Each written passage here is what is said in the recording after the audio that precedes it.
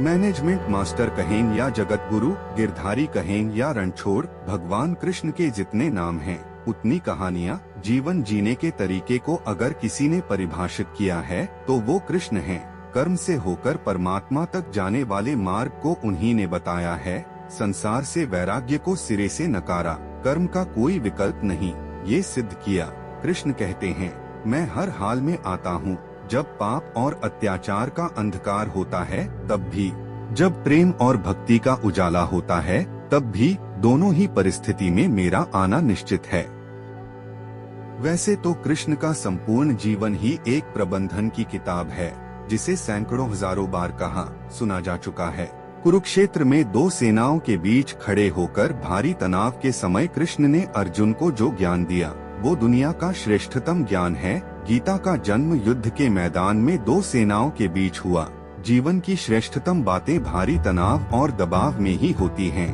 अगर आप दिमाग को शांत और मन को स्थिर रखने की कोशिश करें तो सबसे बुरी परिस्थितियों में भी आप अपने लिए कुछ बहुत बेहतरीन निकाल पाएंगे। ये कृष्ण सिखाते हैं। गीता पढ़ने से पहले अगर इसी बात को समझ लिया जाए तो गीता पढ़ना सफल हुआ। कृष्ण का जीवन ऐसी ही बातों से भरा पड़ा है। जरूरत है नजरिए की। उनका जीवन आपके लिए माइथोलॉजी का एक हिस्सा मात्र भी हो सकता है और आपका पूरा जीवन बदलकर रख देने वाला ज्ञान भी। आवश्यकता हमारी है, हम उनके जीवन से लेना क्या चाहते हैं। कृष्ण मात्र कथाओं में पढ़ा या सुना जाने वाला पात्र नहीं है, वो चरित्र और व्यवहार में उतारे जाने वाले देवता हैं। कृष्ण से सीखें कैसे जीवन को श्रेष्ठ बनाया जाए। 10 बातें हैं जो अगर व्यवहार में उतार ली तो सफलता निश्चित मिलेगी। 1. शुरू से अंत तक जीवन संघर्ष ही है। कारागृह में जन्मे कृष्ण पैदा होते ही रात में यमुना पार कर गोकुल ले जाया गया। तीसरे दिन पुतना मारने आ गई। यहाँ से शुरू हुआ संघर्ष देह त्यागने से पहले द्वारिका डुबोने तक रहा। कृष्ण का जीवन कहता है, आप कोई भी हो, संसार में आए हैं तो संघर्ष हमेशा रहेगा। मानव जीवन में आकर परमात्मा भी सांसारिक चुनौतियों से बच नहीं सकता।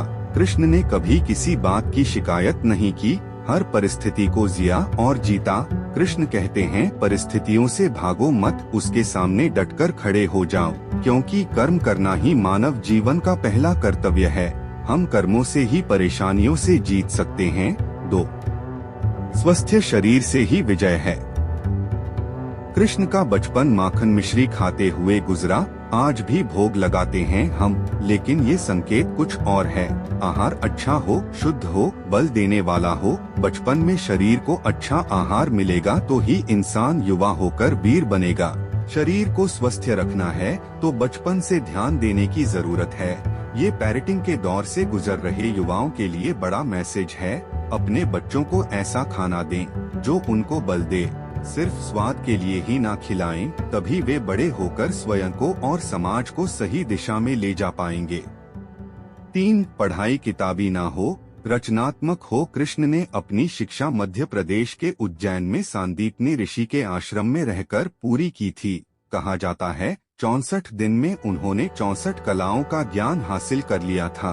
वैदिक ज्ञान के अलावा उन्होंने कलाएं सीखी। शिक्षा ऐसी ही होनी चाहिए जो हमारे व्यक्तित्व का रचनात्मक विकास करे। संगीत, नृत्य, युद्ध सहित 64 कलाओं कृष्ण के व्यक्तित्व का हिस्सा हैं। बच्चों में कोरा ज्ञान न भरें, उनकी रचनात्मकता को नए आयाम मिलें, ऐसी शिक्षा व्यवस्था हो। 4. रिश्तों से ही जीवन है, बिना रिश्तों के कुछ नहीं। कृष्ण ने जीवन भर कभी उन लोगों का साथ नहीं छोड़ा जिनको मन से अपना माना। अर्जुन से वे युवावस्था में मिले, ऐसा महाभारत कहती है, लेकिन अर्जुन से उनका रिश्ता हमेशा मन का रहा। सुदामा हो या उद्धव, कृष्ण ने जिसे अपना मान लिया उसका साथ जीवन भर दिया। रिश्तों के लिए कृष्ण ने कई लड़ाइयाँ लड़ी और रिश्तों से ही कई लड़ाइयाँ जीती। उनका सीधा संदेश है, सांसारिक इंसान की सबसे बड़ी धरोहर रिश्ते ही हैं। अगर किसी के पास रिश्तों का थाती नहीं है तो वो इंसान संसार के लिए गैर जरूरी है। इसलिए अपने रिश्तों को दिल से जिए, दिमाग से नहीं। 5. नारी का सम्मान समाज के लिए जरूरी। राक्षस नरकासुर का आतंक था, करीब 16,100 महिलाओं को उसने अपने महल में कैद किया था। महिलाओं से बलात्कार में उसे सुख मिलता था।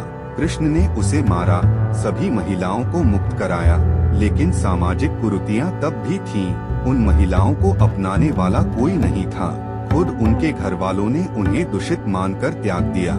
ऐसे में कृष्ण आगे आए, सभी 16,100 महिलाओं को अपनी पत्नी का दर्जा दिया। समाज में उन्हें सम्मान के साथ रहने के लिए स्थान दिलाया। कृष्ण ने हमेशा नारी को शक्ति बताया, उसके सम्मान के लिए तत्पर रहे। पूरी महाभारत नारी के सम्मान के लिए ही लड़ी गई। सो आप कृष्ण भक्त हैं तो अपने आसपास की महिलाओं का पूरा सम्मान करें। कृष्ण की कृपा पाने का ये सरलतम मार्ग है। 6. आपके मतभेद अगली पीढ़ी के लिए बाधा न बने। कम ही लोग जानते हैं कि जिस दुर्योधन के खिलाफ कृष्ण ने आजीवन पांडवों का साथ दिया, उसकी मौत का कारण भी कृष्ण की कूटनीति बनी। वो ही दुर्योधन रिश्ते में कृष्ण का समधी भी था। कृष्ण के पुत्र सांब ने दुर्योधन की बेटी लक्ष्मणा का अपहरण करके उससे विवाह किया था, क्योंकि लक्ष्मणा सांब से विवाह करना चाहती थी, लेकिन दुर्योधन खिलाफ था। सांब को कौरवों ने बंदी भी बनाया था।